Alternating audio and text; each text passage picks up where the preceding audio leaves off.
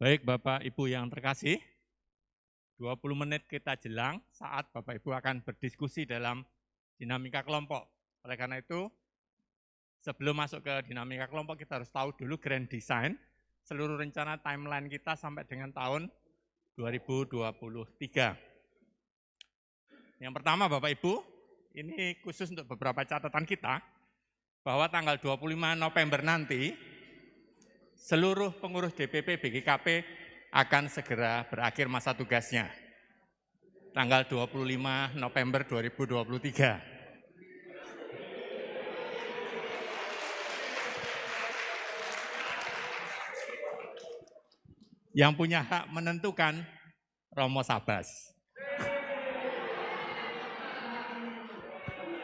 Baik, kemudian tanggal 26 November ini Pak Arianto, SK Asisten Imam juga selesai.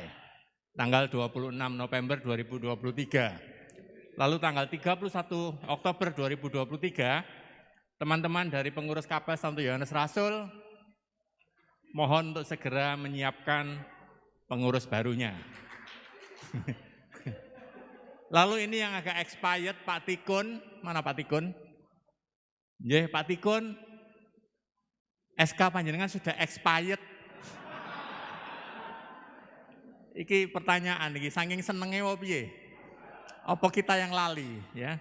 SK dari pengurus KPL Santo Petrus Paulus Gereja Kencana telah expired sejak 14 April 2022. Lalu yang masih baru, teman-teman dari Pratama, ya, Santo Petrus, Simon Petrus, itu expired nanti pada tanggal 9 Oktober 2024. Jadi Bapak Ibu ini paket pekerjaan kita semuanya yang harus menjadi acuan kita semua tatkala panjenengan membuat program kerja. Jangan sampai melewati batas ini. Itu yang menjadi perhatian kita semuanya. Oke, lanjut. Lalu rencana pemekaran lingkungan ini daripada kasak kusuk dan sebagainya, saya akan umumkan hari ini. Rencana pemekaran wilayah dan lingkungan tahun 2023 dasarnya dari sirkuler Bapak Uskup Surabaya nomor 4, /G.116, /Romawi 9, /2022. Tanggal sama masih baru sekali ya, 22 September 2022. Ini laporannya. Berdasarkan data terakhir yang tentu tidak terlalu valid karena ini masih mengacu pada hasil sensus 2018. Maka yang mekar untuk wilayah yang berwarna merah. Wilayah A silakan mempersiapkan diri melakukan pemekaran menjadi 2 wilayah. Di wilayah A, lingkungan yang kena wajib pemekaran, lingkungan A6 70 KK, A7 70 KK, dan A8 90 KK. 3 lingkungan ini mohon disiapkan segera untuk melakukan proses pemekaran diri. Kemudian wilayah B juga terkena paket pemekaran menjadi 2 wilayah. Di wilayah B yang wajib lingkungannya melakukan pemekaran adalah wilayah B2, B4, B6, dan B11. Itu. Lalu wilayah C lolos, tidak terkena pemekaran wilayah, tetapi C1 dan C4 tolong dipertimbangkan untuk melakukan pemekaran. Jadi ini. Sampun puas memersani? Sampun nggih? Wilayah D. Wilayah D sebaiknya dianjurkan juga melakukan pemekaran karena sudah 6 lingkungan. Potensinya karena D1, D2, D4, D5, dan D6 itu wajib melakukan pemekaran sehingga sekaligus wilayahnya sendiri siapkan untuk melakukan pemekaran. Wilayah D memang belum merah, tetapi dengan pemekaran ini otomatis akan menjadi banyak lingkungan yang harus disiapkan pemekarannya. Kemudian wilayah E itu wajib ada 9 lingkungan, maaf ini salah ketik, E1, E4, E5, E6, E8, E9, disiapkan untuk melakukan proses pemekaran. Wilayah E sendiri siap melakukan 2 wilayah pemekarannya. Kemudian stasi Santo Gabriel, itu F3, F4, dan F8 disiapkan, setahu saya hari ini sudah mulai proses pemekaran ya. Dari lingkungan berapa? F3, oke. Berarti F3 sudah siap melakukan pemekaran. Stasi sebaiknya juga melakukan proses pemekaran untuk wilayahnya, wilayah yang ada di stasi, Pak Yudi. Oke ya. Kemudian jadwal keanekarpanitiaan tahun 2023, HUT paroki menjadi tanggung jawabnya wilayah E. Paskah 2023 menjadi tanggung jawabnya wilayah B. HUT Imamat September 2023 menjadi tanggung jawabnya wilayah A.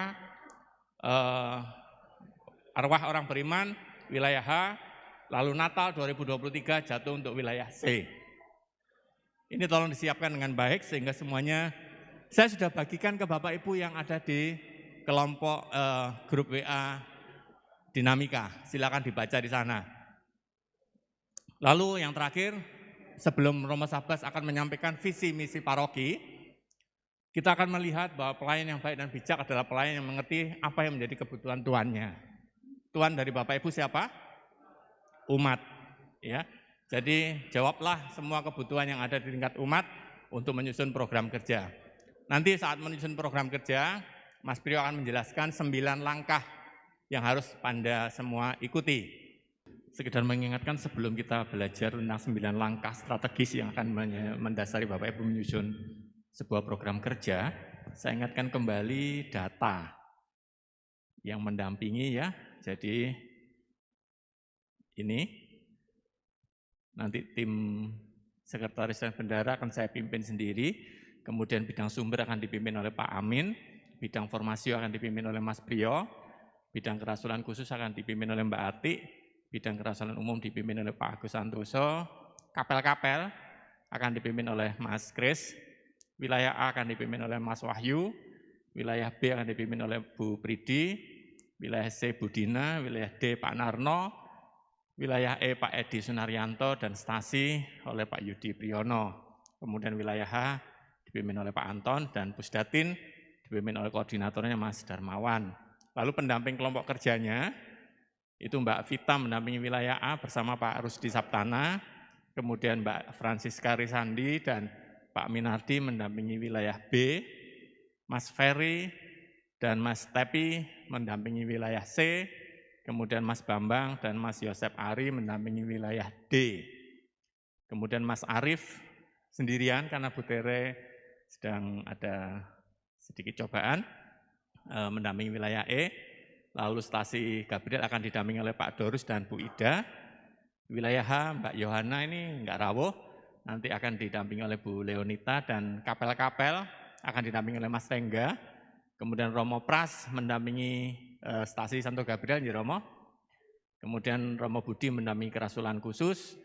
Lalu Romo Remi mohon mendampingi kerasulan umum. Romo Sabas mendampingi formasio. Dan Romo Kurdo mohon berkenan untuk mendampingi bidang sumber. Itu saja sebagai catatan. Di Dinamika Group juga sudah saya sampaikan Bapak Ibu. Selanjutnya Bapak Ibu kita akan belajar, namun sebelum ke 9 langkah, nanti kuncinya Bapak Ibu akan dimohon untuk membuat maksimal 1 kelompok kerja, membuat 1 program kerja saja, maksimal 2. Silakan dibahas. Jadi untuk wilayah itu diharapkan program kerja itu mengakomodir, memfasilitasi kebutuhan rata-rata seluruh lingkungan di wilayah Bapak Ibu. Ya, kalau yang di bidang-bidang, silakan menjawab melihat hasil survei, hasil kunjungan kita berdasarkan bidang masing-masing. Di link yang sudah saya bagikan, itu sudah tersedia untuk masing-masing sumber, formasio, kerasulan umum, dan kerasulan khusus. Nggak usah kemana-mana, situ saja. Lalu, paket yang terakhir, Bapak Ibu nanti harus mengirimkan hari ini juga, sebelum selesai masa waktu bubar dinamika kelompok, mengirimkan secara link Google Form. Ya, link Google Form itu wajib karena itu akan kami ekstrak dalam bentuk Excel. Saya tidak perlu mengetik lagi. Oleh karena itu, bagi yang tidak bawa laptop,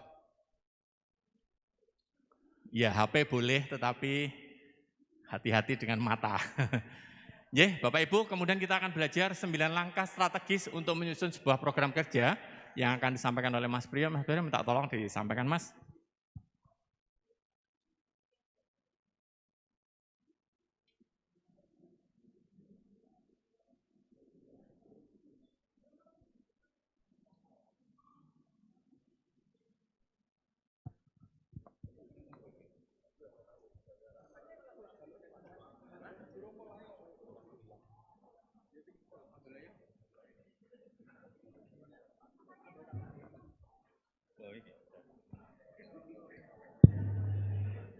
Baik, Romo, Bapak dan Ibu sekalian, kali ini kita belajar mengimplementasikan apa yang sudah kita peroleh dari data menjadi program kerja.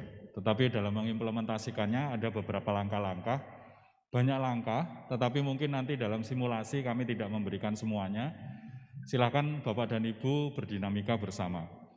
Langkah yang pertama, Bapak Ibu harus mendapatkan satu upaya isu strategis berdasarkan apa yang sudah kita peroleh. Sebenarnya nanti kita akan lihat dari data itu sudah ada sebenarnya isu strategisnya. Ya. Yang kedua, kita perlu belajar juga dari situ mengembangkan kira-kira latar belakang kebutuhan dan persoalannya seperti apa. Dan baru kita berbicara dengan lancar setelah itu, yaitu masalah tujuan, kemudian sasarannya kepada subjek siapa, dan bagaimana menilai atau mengindikasikan keberhasilan satu program. Nah, ini silahkan dinamika diskusinya nanti bersama bisa gayung bersambut dengan baik. Jangan lupa itu program. Kalau berbicara program, maka sebenarnya sifat dan fungsinya itu sungguh-sungguh dihidupi dan nantinya muncul yang namanya model, muncul yang namanya metode, dan muncul yang namanya materi program, itu adalah baru yang kemudian terimplementasi menjadi satu kegiatan-kegiatan. Jadi program itu bukan kegiatan. Program itu adalah hal-hal yang Bapak Ibu hidupi, dan itu tidak selalu murni diselesaikan dengan satu kegiatan. Kampanye pun juga boleh. Bisa itu sebagai bentuk sebuah program. Jadi kalau kita ngomong program kerja, selalu ada garis miring kegiatan. Nah, itu sebuah kesalahan besar bahwa hakikatnya program itu adalah apa yang menjadi mimpi kita, hakikat dari esensi dari apa yang ingin Bapak Ibu berikan kepada umat untuk menyelamatkan jiwa-jiwa mereka. Tapi di satu sisi sebenarnya dari situlah nanti baru muncul kegiatan-kegiatan. Tapi program bukan kegiatan, gitu ya. Nah, nanti kemudian juga diterjemahkan waktu dan tempat pelaksanaan programnya mau dilakukan di mana. Dan sampai di sana nanti pelaksanaannya seperti apa, pelaksananya, baru kemudian alokasi kebutuhan anggaran. Oke, sampai di sini Bapak dan Ibu, kami mungkin akan mencoba untuk memberikan simulasi sederhana, gitu ya. Contoh, ini simulasinya terkait yang malam kemarin. Bapak Ibu kan diminta untuk merefleksikan 3 pertanyaan ini ya.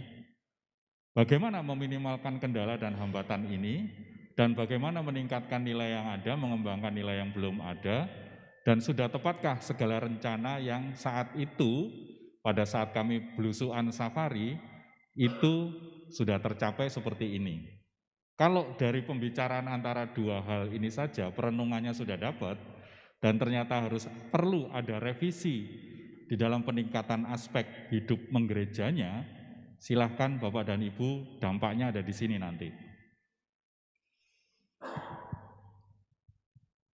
Jadi, pada saat kita melihat ada satu kendala dan hambatan, Pak Andreas kemarin menyampaikan, nggak usah sulit-sulit, ambil yang paling bisa disebut sebagai kendala yang terbesar. Misalnya seperti itu. Kami coba tengahi, di sini ada 3 yang terbesar. Katakanlah skala prioritas umat yang paling besar. Baru kemudian menyusul sistem tata kelola dan kedewasaan iman. Katakanlah kita mau lihat bahwa Bapak Ibu sebenarnya punya nilai juga yang biru ini. Terbesar adalah di guyub dan pelayanan yang tinggi. Kemudian ada persekutuan di dalam Kristus. Paling tidak 2 itu menjadi kekasan yang luar biasa yang dimiliki oleh lingkungan di wilayah ini. Anggap saja kami mengatakan yang sederhananya begini. Bapak Ibu sebenarnya punya nilai-nilai yang bagus, ini mari kita dorong. Maka ini disebut sebagai aspek pendorong. Katakanlah ini sebagai aspek yang selama ini gandolin kita. Bapak Ibu mau lari, kakinya seperti seakan-akan diikat, tidak bisa berlari.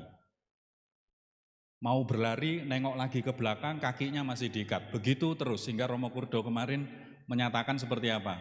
Maju terus, maju mundur, pantang terus, ya kan? Sehingga seakan-akan bergerak, kelihatannya bergerak, tapi tetap di tempat. Gitu ya. Nah, anggap saja ini sebagai aspek penahannya. Oke, sampai sini coba kita lihat cara kita memetakannya. Di sini ada aspek pendorong, di sini ada aspek penahan. Kalau kita mau bilang, oh aspek penahannya sebenarnya itulah isu strategisnya seharusnya. Jadi kalau selama ini kita rapat di lingkungan, rapat di pengurus, itu dimulai jam 6 sore misalnya, itu bisa sampai setengah 11, sampai jam 11 nggak segera rampung, karena Bapak dan Ibu nggak punya modus data yang sering muncul yang seharusnya bisa dijadikan isu strategis. Kami bantu, ya kami bantu. Dari sekian aspek butir-butir yang ada di dalam Ardas, ternyata 3 inilah yang sebenarnya ada di wilayah ini yang menjadi isu strategis. Tadi Romo juga menyampaikan dinamikanya ada di masalah administrasi, di dalam relasi, dan juga di dalam pendampingan. Maka coba kita lihat skala prioritas umatnya. Nah, itu Bapak dan Ibu harus lihat di Excel-nya. Klik di link wilayahnya, masalah kendala, kemudian lihat di kategorisasi sistem tata kelola. Kami mencoba, karena ini contohnya ada di wilayah A, kami mencoba untuk menangkap yang paling penting. Banyak yang bekerja. Kalaupun ada dari anak-anak muda dan remajanya, banyak yang memprioritaskan tugas sekolah, sehingga sering untuk tidak bisa terlibat di dalam doa karya bersama di lingkungan.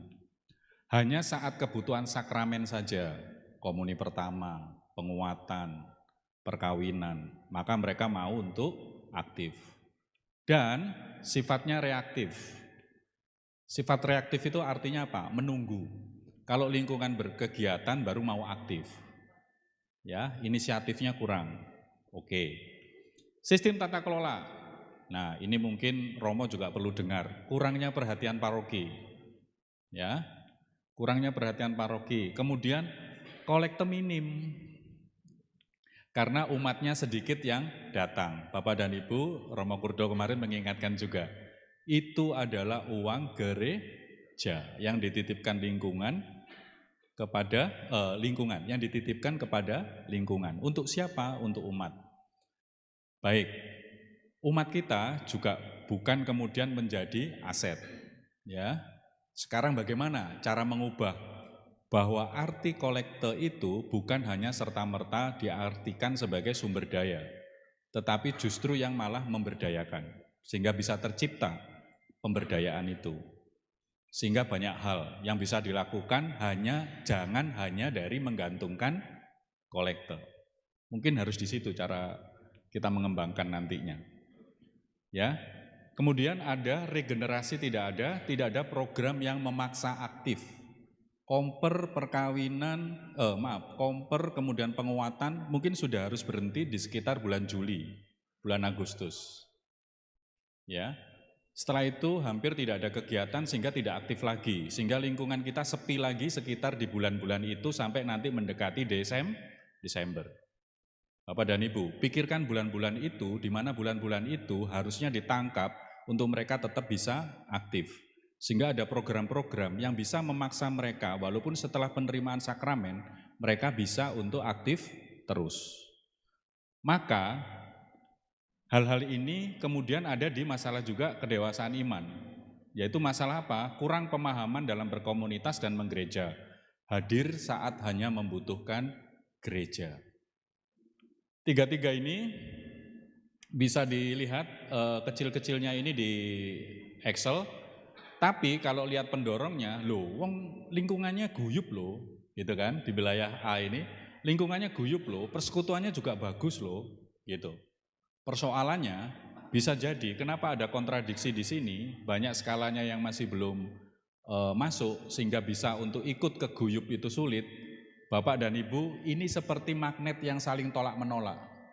Pendorong maunya ingin menarik buat semakin tambah positif, kalau yang penahan semakin menarik untuk ke arah yang negatif.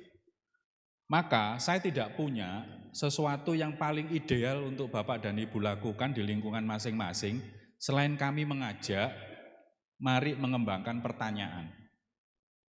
Dalam mendapatkan satu ide dasar, kita tidak langsung mengarah kepada solusinya. Cogito ergo sum. Dengan Bapak dan Ibu bertanya, maka Bapak dan Ibu ada. Kembangkan dengan pertanyaan. Ya. Sehingga pada saat menarik satu usulan, kita bertanya, ini contoh saja, ini dari saya, Bapak dan Ibu saya yakin lebih baik. Ya, apalagi kalau dirundingkan bersama-sama. Namanya aja simulasi, ya. Bagaimana jika 2 dan sampai 3 orang pengurus berkunjung dan mendengarkan plus berdoa bersama? Kepada siapa? Kepada umat-umat yang mungkin waktunya tidak bisa untuk melakukan persekutuan atau guyup di tengah-tengah lingkungan Bapak dan Ibu. Sebuah contoh saja. Bagaimana? Intinya sebenarnya pada satu pertanyaan. What if? Atau bagaimana jika? Bagaimana seandainya? Jadi jangan berdebat dari mulai jam 6 sore sampai jam setengah 11 malam Bapak dan Ibu di sebuah rapat lingkungan. Ambil isu strategis, kemudian ditarik satu pertanyaan, what if? Bagaimana jika? Bagaimana seandainya? Kalau misalnya berkumpul 3 sampai 5 orang dalam rapat, semuanya mengarah pada pertanyaan yang seperti itu, saya yakin ide dasarnya tidak hanya 2, tapi banyak. Ini saya contohkan 2 dengan melihat skala prioritas sama guyup. Bagaimana jika yang remaja dan muda diajak bersama dalam karya pastoral sesuai minat dunianya, sesuai bakatnya? Pernah ada yang punya ide? Kalau bisa kalingnya adalah dari OMK. Mengingat Surabaya saja, banyak RT muda, bahkan dilombakan. What if? Sekali lagi, bagaimana seandainya? Mungkin belum siap sebagian dari kita, tetapi kenapa tidak? Harus ada yang berpikir gila, dan cara berpikirnya sekali lagi bertanya. Ya, Bapak dan Ibu. Yang kemudian kedua, contoh ini, sistem tata kelola. Bagaimana jika pengurus melibatkan remaja dan muda untuk sistem informasi dan data di lingkungan? Bagaimana kalau yang ngurusin itu adalah remaja dan kaum muda? Mereka paling ngerti itu, bagaimana bekerja bareng bersama dengan Google Doc, Google Drive, promo, ngomong lingkungan, alih-alih stasi bangga dengan website yang dibuatnya. Tapi bagaimana dengan lingkungan? Lebih bangga lagi kalau bikin weblognya sendiri. Semua yang ada di WA grupnya paroki masuk semua di weblognya yang ada di lingkungan. Yang ngurusin anak-anak muda. Bagaimana jika begitu? Nah, bagaimana jika semua kegiatan pasca sakramen, ya setelah komper, setelah penguatan, kebutuhan umat untuk dicintai dilibatkan terjawab sebelum itu berakhir. Sering kita merasa, oh sejarno nanti kan mereka pasti ikut aktif. Karena program-programnya sudah disusun sedemikian. Tapi Bapak Ibu lupa, menjelang kemudian nanti penerimaan sakramen, terus diapakno iki gitu. Karena kita cenderung sudah terlambat. Bahkan mungkin pada saat itu baru kita kepikir gimana cara menghargai mereka, menginisiasi mereka, menerima mereka di dalam keluarga besar lingkungan kita, memberikan hadiah-hadiah dan lain sebagainya. Mungkin sudah terlambat. Sehingga pada saat itu kita lupa bahwa seharusnya kita memikirkan pembinaan pasca mereka. Adik-adik yang dari biak terima komuni pertama.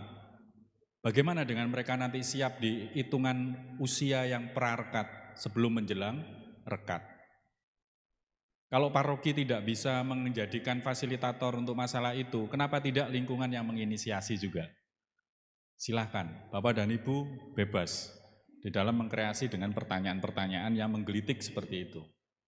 Kalau bicara kedewasaan, Romo Sabas tadi menyinggung tentang masalah katekese dan upgrading. Saya berpikir juga, bagaimana jika katekese umat berjalan setara dengan pendampingannya dan kesediaan seluruh umat untuk memahami kekurangan setiap jenjang, baik itu dari segi waktu, dari segi kepemimpinan, dan makna diri mereka masing-masing. Contohnya, tadi itu, tantangan. Bisakah kita siap melepas, seperti Romo Sabas sampaikan tadi, anak-anak muda itu, OMK itu, untuk menjadi ketua lingkungan, menjadi pengurus. Bagaimana kalau sedianya hari biasa, para lansia yang doa lingkungan itu di sekitar jam-jam, ya sekitar jam 7 malam. Tapi kali ini ngalahi mereka yang muda yang libur di setiap hari Sabtu dan Minggu, ataupun mereka yang bekerja libur di hari Sabtu dan Minggu. Doanya digeser kepada hari Sabtu dan Minggu. Berani dengan bertanya. Disitulah letak kedewasaannya kemudian menjadi terukur. Kita yang muda diberikan kesempatan, siapkah yang tua, yang lansia ini menerima atas pergeseran pergerakan itu. Dari sini Bapak dan Ibu, ini hanya menjadi ide dasar. Bertanya, bertanya, dan bertanya, maka Bapak Ibu eksis, ada. Bapak Ibu peduli, Bapak Ibu mau melihat bahwa semua yang sudah sampai di situ itu sebagai sesuatu yang bisa menjadi pengembangan ide-ide yang banyak sekali sebenarnya. Maka kita geser ide dasar ini, yang nantinya ide dasar ini sebenarnya menjadi latar belakang program karya pastoral kita. Alih-alih masalahnya adalah itu tadi, 3 isu strategis, maka pada saat Bapak dan Ibu mau menentukan kira-kira program kerjanya akan kayak apa, maka latar belakangnya kemudian sebenarnya digali dari ide dasar itu. Mana yang mau dikembangkan, mana yang mau dipilih. Maka konsep program karya ini menjadi satu tema yang akan kita hidupi selanjutnya. Ini yang membedakannya dengan kegiatan. Contoh, bagaimana jika 2-3 orang ini tadi ya, masalah yang terkait dengan prioritas skala umat. Kenapa enggak kita buat semuanya ini menjadi satu peningkatan relasi keluarga bersama orang muda. Keluarga bersama orang muda. Artinya di dalam keluarga sebenarnya banyak jenjang. Tetapi di dalamnya lagi ada yang siap untuk berkeluarga, yaitu orang muda. Sebelum orang muda ini nanti realitasnya berubah bahwa dia pada akhirnya tidak menjadi penting setelah nanti berkeluarga, harus hidup di lingkungan sebelum dia lepas. Sehingga pada saat pembinaan itu terjadi, Bapak dan Ibu sudah memikirkan nanti bakal akhirnya kayak apa, sehingga di depan itu sudah melakukan seperti apa. Binalah mereka di dalam relasi Bapak Ibu bersama keluarga. Contoh saja ya, peningkatan relasinya, itu yang penting. Yang kedua, masalah tata kelola, berarti mari, nama kampanyenya bisa saja adalah seperti ini contoh saja. Pembenahan tata kelola bersama berbasis cinta. Cinta apa? Cinta kepada mereka-mereka yang punya kemampuan. Meskipun kita lebih senior, tetapi kalau ada yang lebih muda dan lebih mampu, monggo, disumanggake. Dan kemudian kita dukung dari belakang. Tutwuri handa yani. Sementara para senior, mari, ing madya mangun karso. Hal-hal yang berat di satu sisi buat mereka yang sudah puluhan tahun, yang paling ngerti tentang lingkungan adalah saya. Nah itu jangan sampai terjebak pada seperti itu Bapak dan Ibu.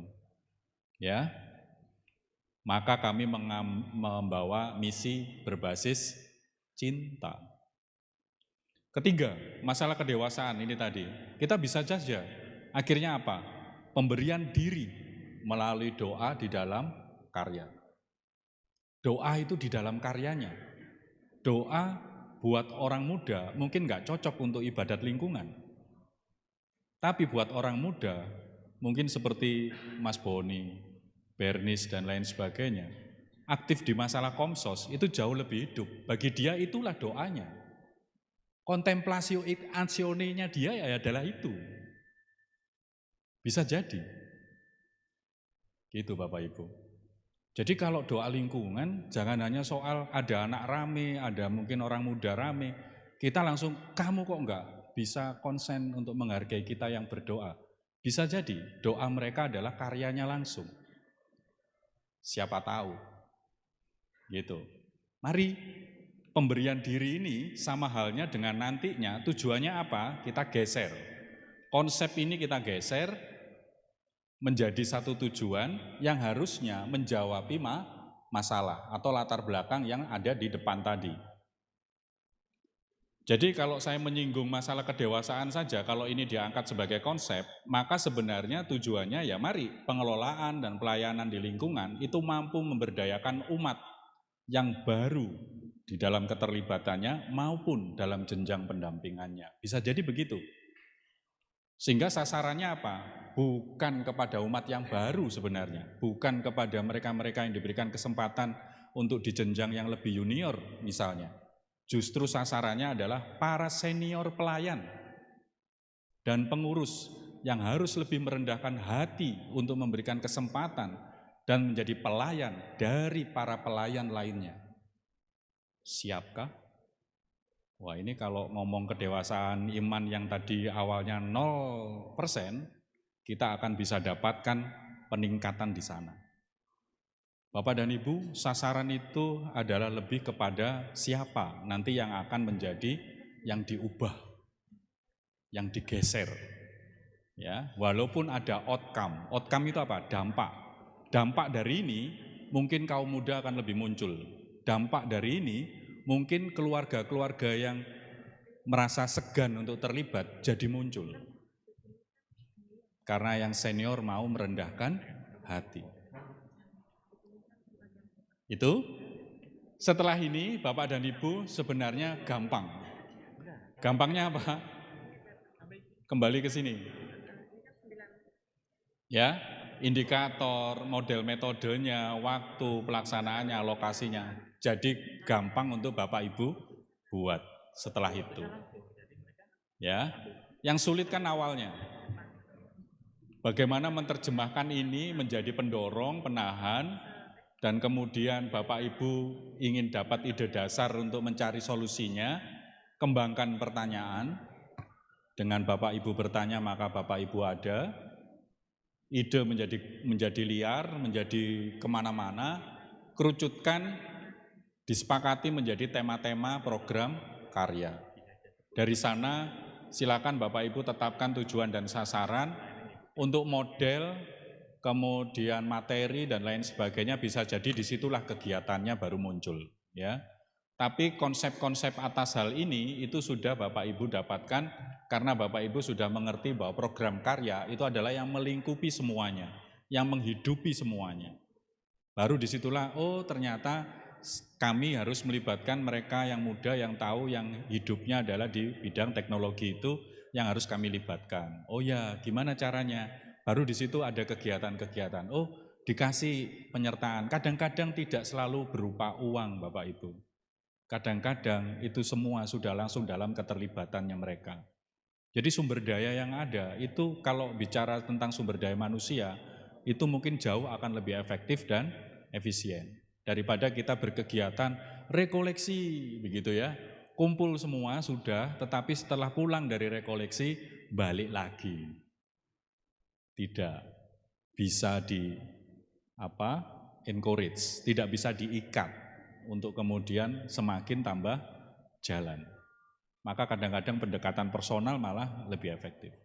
Itu contoh saja, dan semoga setelah ini Bapak dan Ibu bisa lebih greng untuk saling berefleksi satu sama lain.